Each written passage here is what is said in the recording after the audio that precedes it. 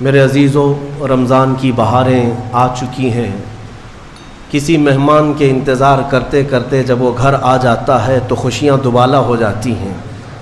یہ اللہ تعالیٰ کا کتنا بڑا کرم و احسان ہے کہ رجب سے ہم دعا کرتے رہتے ہیں کہ اے اللہ رجب و شعبان میں برکت دے دے اور رمضان تک ہماری زندگی کو پہنچا دے، اور رب تعالیٰ نے آپ سب کی سن لیا اور رمضان آپ سب کو دے دیا۔ ورنہ آج بھی کچھ لوگوں کی موت ہوئی ہے، آج کے دن بھی کئی لوگوں کی موت ہوئی ہے، چاند دکھنے سے پہلے بھی کچھ لوگ قبرستان جا چکے ہیں۔ وجہ یہ ہے کہ وہ رجب بھی پا لیے، شعبان بھی پا لیے، مگر ان کی زندگی میں اس سال کا رمضان نہیں لکھا ہوا تھا، اور جسے رمضان مل گیا اللہ کا ایک اور احسان اس کے ساتھ ہے۔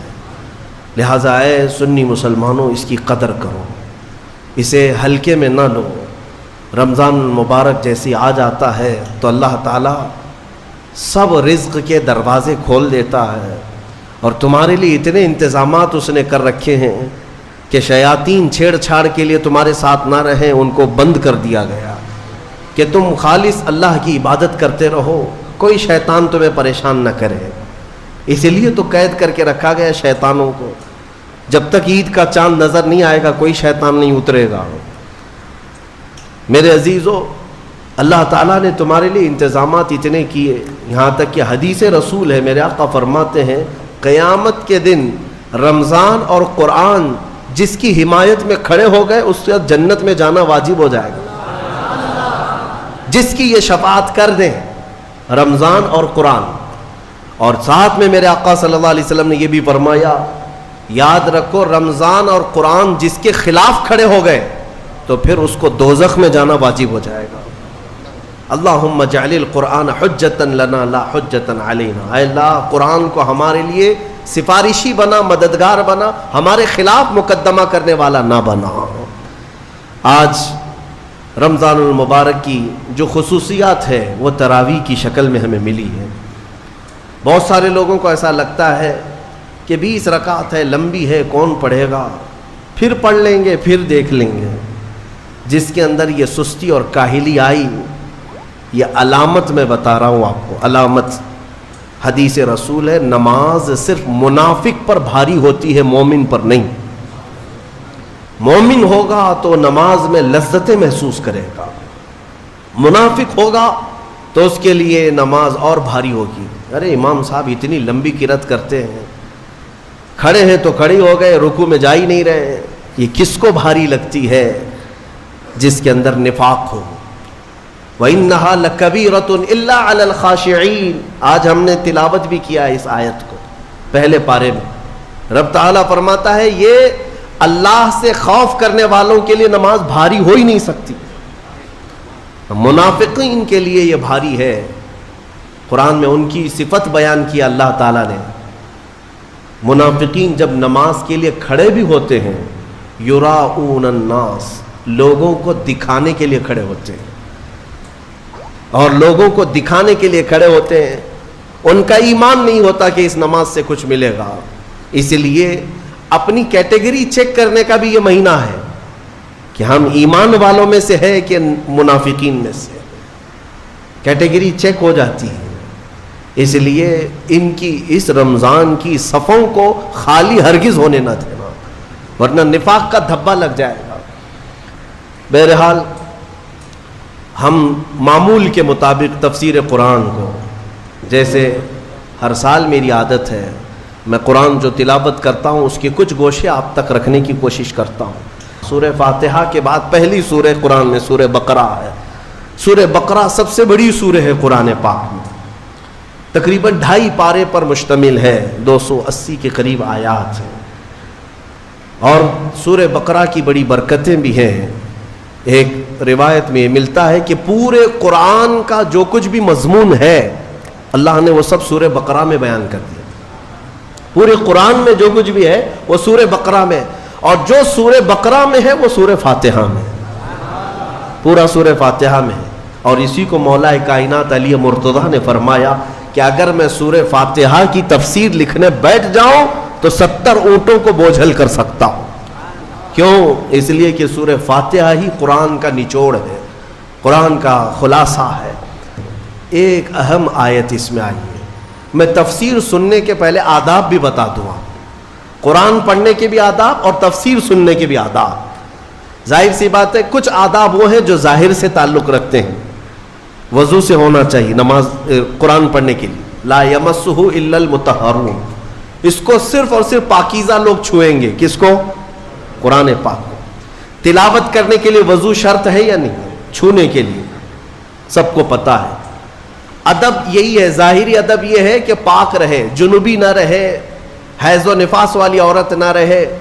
قرآن پاک کے لیے یہ ظاہری آداب ہوئے. کچھ باطنی آداب بھی ہیں. قرآن پڑھنے کے لیے کچھ باطنی آداب بھی ہیں.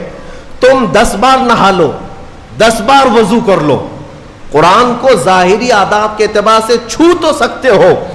باطنی آداب میں سب سے پہلی شرط یہ ہے قرآن پڑھنا ہو یا سننا ہو تو عشق مصطفیٰ ہونا چاہیے.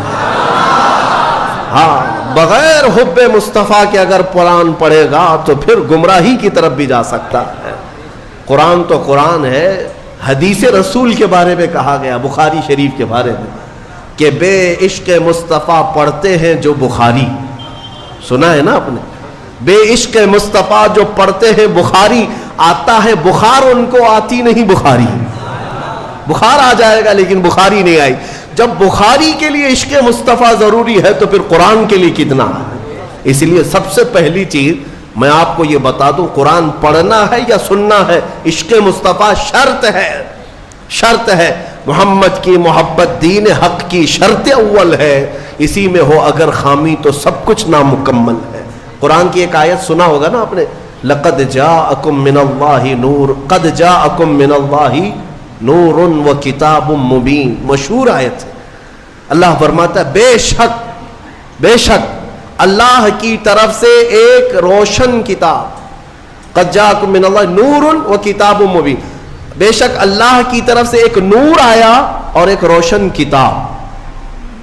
ایک نور آیا اور ایک روشن کتاب. توجہ چاہتا ہوں, کیا چیزیں آئی اللہ کی طرف سے؟ ایک نور آیا اور ایک روشن کتاب. نور کون ہے سنیوں کو سمجھانے کی ضرورت نہیں. دوسرے لوگ تعویل کرتے ہیں نور سے مراد وہ ہے, نور سے مراد یہ ہے. ہم تو کہتے ہیں صبح طیبہ میں بٹتا باڑا, صدقہ لینے نور کا آیا ہے تارا. ارے ہمارا مزاج تو یہ ہے, بریلی کے امام نے ہمیں یہ سمجھایا ہے, وہی تو جوبن ٹپک رہا ہے, وہی تو جوبن ٹپک رہا ہے, وہی تو اب تک چھلک رہا ہے. نہانے میں جو گرا تھا پانی کٹورے تاروں نے بھر لیے تھے. یعنی یہ ستاروں کی جو چمک ہے نا, تم کیا سمجھتے ہو؟ سائنٹیفک اعتبار سے کہتے ہیں کہ سورج کی روشنی کھینچ کر رات کو تارے چمکتے ہیں. ہم نے سوال کیا پھر سورج کس کی روشنی کھینچتا ہے؟ سورج کس کی روشنی کھینچتا ہے؟ وہ روشنی سمجھنے کے لیے بریلی کے امام کی زبان میں پڑھنا پڑے گا. سورج ہو کہ چاند ہو. اعلیٰ حضرت فرماتے ہیں کہ اتار کر ان کے رخ کا صدقہ, اتار کر ان کے رخ کا صدقہ, وہ بٹ رہا تھا نور کا باڑا. اچھل اچھل کر جبی, یہ چاند و سورج اچھل اچھل کر جبی کی خیرات مانگتے تھے. معراج کی شب میں چاند سورج اچھل اچھل کر جبی کی خیرات مانگتے تھے کہ اللہ یہ تیرے حبیب کا جو اترن ہے, نہانے میں جو گرا ہے اور پیشانی مبارکہ سے جو پانی ٹپکا ہے, چاند کہتا ہے وہ میری جھولی میں دے دیا جائے اور سورج کہتا ہے میری جھولی میں دے دیا جائے. جو بات میں عرض کر رہا ہوں وہ یہ ہے کہ قرآن میں اللہ نے کیا فرمایا, بے شک اللہ کی طرف سے تمہارے پاس کیا آیا, ایک نور آیا اور دوسرے روشن کتاب. جس کو ہم نے آج پڑھا وہ روشن کتاب. تراویح میں جو پڑھا وہ کون سی کتاب ہے؟ روشن کتاب. روشن ہی ہے حقیقت میں, جو پڑھتا ہے وہ بھی روشن ہوتا. روشن کتاب آئی اور ایک نور آیا. دونوں کا کیا کمبینیشن ہے, دونوں کا کیا تعلق ہے؟ اللہ کی طرف سے ایک نور آیا اور ایک روشن کتاب. یہاں اگر ایسا ہوتا کہ بے شک اللہ کی طرف سے کتاب آئی اور ایک نور آیا, نہیں, اللہ کی طرف سے ایک نور آیا پھر روشن کتاب. پتہ یہ چلا لائٹ سب بند کر دیں اور کتاب کھولیں, کیا پڑھ پاؤ گے؟ پڑھ پاؤ گے؟ ساری لائٹ میں بند کرتا ہوں اور تمہارے سامنے کتاب رکھتا ہوں، پڑھو، کچھ نہیں پڑھ پاؤ گے، ادھر سے ادھر انگلیاں پھیر سکتے ہو۔ پڑھنے کے لیے روشنی ہونا یہ ضروری ہے، بغیر روشنی کے کتاب نہیں پڑھی جا سکتی۔ اسی لیے آیت میں اللہ نے فرمایا بے شک اللہ کی طرف سے پہلے کیا آیا؟ نور آیا، پھر کیا آئی؟ روشن کتاب۔ اب اس روشن کتاب کے لیے یہ کرنٹ والی لائٹ نہیں، نور مصطفیٰ کی روشنی ضروری ہے۔ جب نور مصطفیٰ میں پڑھو گے تو اس کتاب سے ہدایت بھی پاؤ گے۔ الحمدللہ اہل سنت و جماعت کے حصے میں وہ ہدایت آئی کہ ہم عشق مصطفیٰ کی زبان میں